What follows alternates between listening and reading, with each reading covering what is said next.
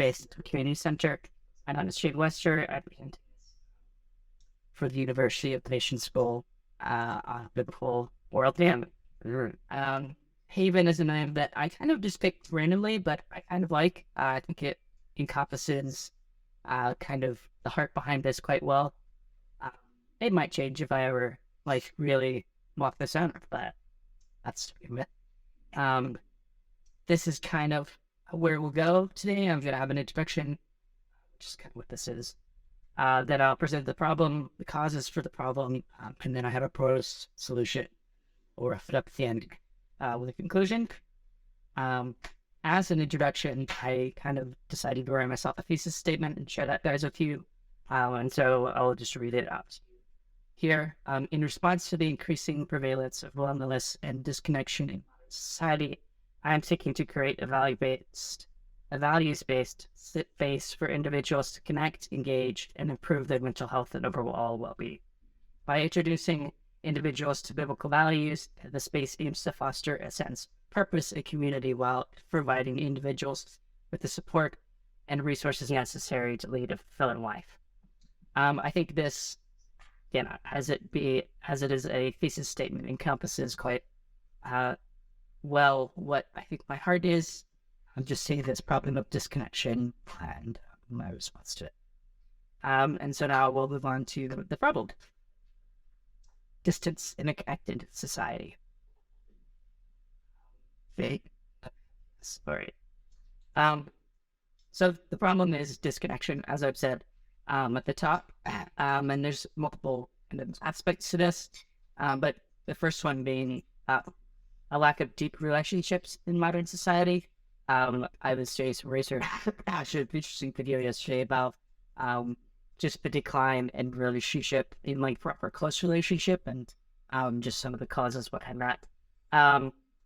One of them being online connections don't necessarily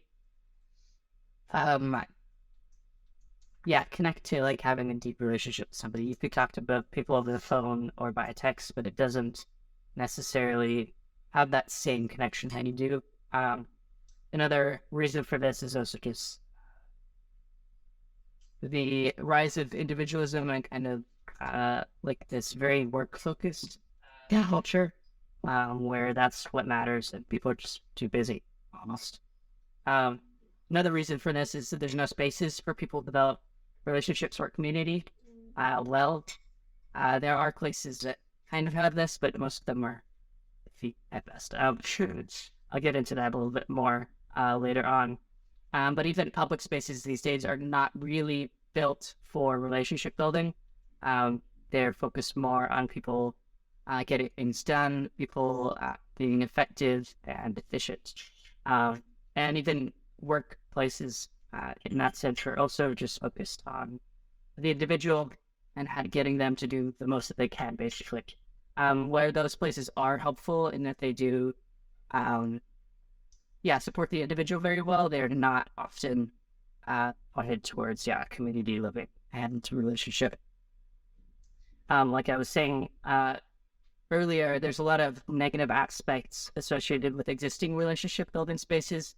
So the example that I like to use is like bars and clubs, which are often where people go to connect with people, to meet people, or even just to hang out with their existing friends. But those places are full of things like alcohol, drugs, and just the culture surrounding that kind of place is generally just unhealthy, even like with, so many things. Just relationships in that type of an environment don't develop that kind of a deep relationship building. And even looking at religious establishments as well, most of them, they don't have a universal appeal in that, like, there's places, community centers and stuff that have been built by churches, but they're not really, people don't really like them there if they're not Christian, I suppose. And then this is less of a direct connection, but there's a lack of spaces for creative exploration and intellectual discussion, which is part of my heart. Doesn't necessarily directly connect to the disconnection problem, but it's Some of the effects of this disconnection problem include emotional and mental health and mental and emotional health effects. Isolation is proven by many studies to cause depression, anxiety, and a myriad of other mental health problems. And a lack of relationships leads to a lack of purpose and fulfillment in a lot of people's lives. If you're alone, you don't really, there's a thing driving you most of the time. So social effects, when there's no community, there's breakdown in social cohesion, and also just like limited social support when you don't have a group of friends. And when something happens to you, go through a crisis, something traumatic happens, you don't have people to support you, be around you. That's intellectual effects. This is touching a little bit more on my last point on the other slide. But there's no intellectual stimulation when you don't have any friends, and this leads to a lack of personal growth. Blocks you to figure things out, to like talk about what you're going through and stuff like that. And yeah, the limited creative outlets also just leads to a stifling of creativity. You can see that quite evidently in a lot of the world these days, where people believe inherently that they are uncreative, and that is just wrong. Coming from a bit cold view. And you also have physical health effects. Isolation is also proven to be just for your health. Literally, I think it's like 15% more likely to have things like heart disease or stroke. And no physical activity and recreation opportunities with people leads to a not healthy society. And just personally, I'm sure many of you can attest to working out by yourself is significantly less fun than working out with people, or, going to play soccer or stuff like that. And yeah, now we get to the cause, facade of connection. It runs quite deep. I think that people don't really recognize this as a problem.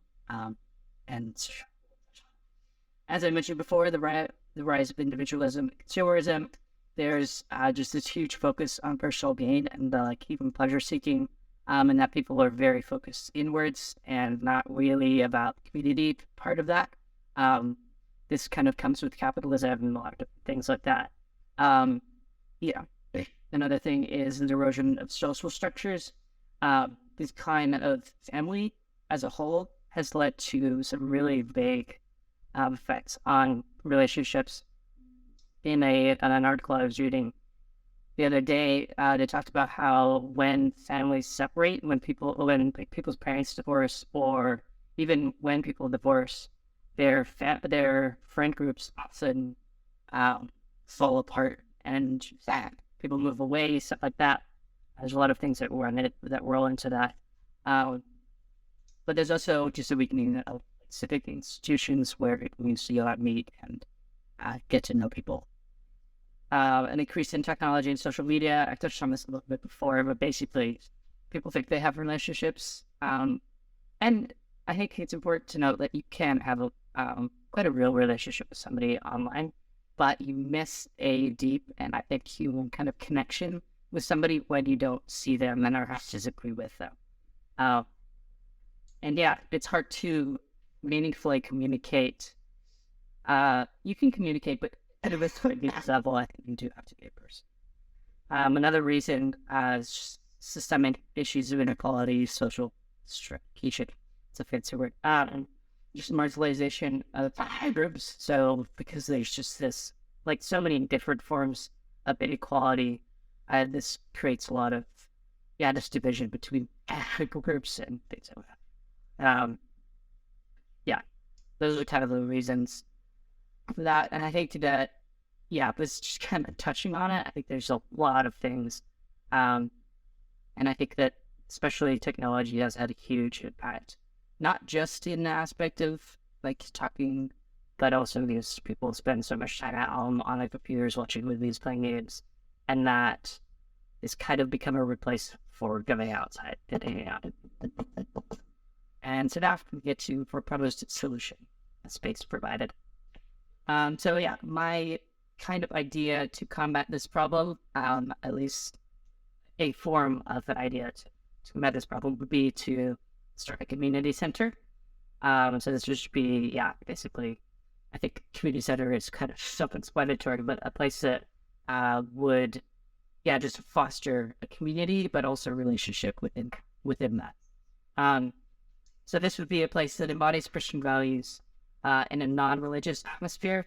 I mentioned before how there are places like this that the church has started, or even other religious institutes, but they often have this kind of, for lack of a better word, a religious feeling to them. Go there and it's all very Christian, and for a lot of people, especially those who are non-Christians, that's very unappealing, and just, I think, kind of doesn't include the entire community in it, because it's like, if this is for Christian people, not for everyone. That's not really, at least my goal. And the way that you embody Christian values while not being religious is a little bit tricky to kind of find that balance, but I think embracing things like hospitality and compassion are universal in a lot of ways. And just loving on people, you don't have to do that in an overtly Christian way. But also encouraging things like sustainability and environmental stewardship, and a myriad of other like values like that are biblical, but also fit into a more secular environment kind of thing.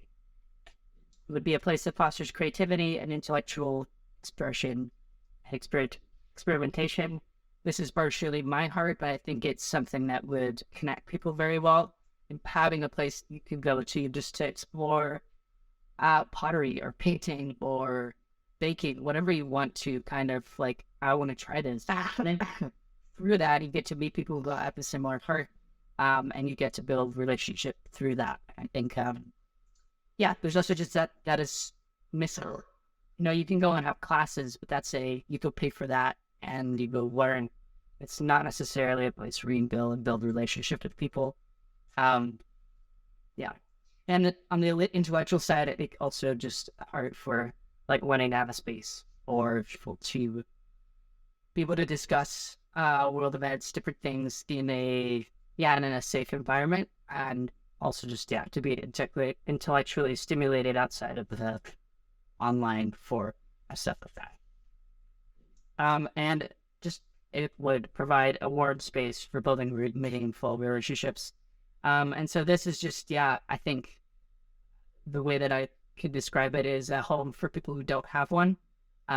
People who, are searching for that warmth and that connection that you have within a family, but maybe we've moved away, or so many things that happen through life, and families are messy, and so just having a space for that, I think is. So now you might be asking, what does that look like? And I have a couple of very deeply description. But so having a warm, inviting atmosphere, and so my vision is to have a large house with a whole bunch of rooms in it, or maybe a bigger space that's kind of sectioned off into different things. There'd be a central kitchen and a dining area for cooking, socializing, so places that people can come cook, get to experiment with that, but also just come and sit at a dining table and eat together, hang out, do that. Having space for creativity and education, things like having a room for pottery and instruction in that. I'd love to have like a mini library of some sort, have a lot of books, and create like comfortable space for reading. That can be something.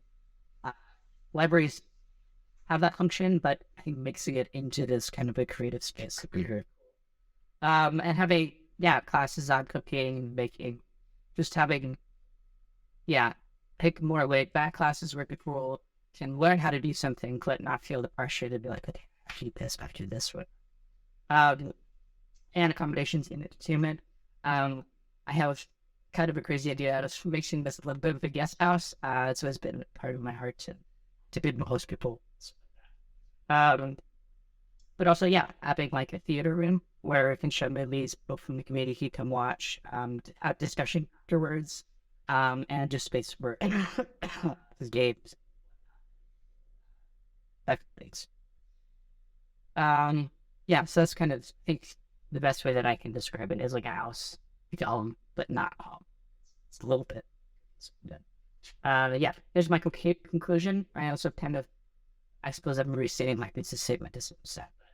Addressing the lack of deep relationship, community, and connection in modern society requires a systemic shift toward prioritizing meaningful relationships and community building, both structurally and culturally. My hope was that this project will get that start shifted. And that shift. But yes, I think that is a big thing. That it is systemic and it's a very wide problem. And starting an essential like this would hopefully build a fire in people's hearts for this, and they take it on. I think that communities grow and they branch off. A really just requires a place to start. Yeah, that is my presentation. Thank you all very much for your attention, and if you have any questions, please.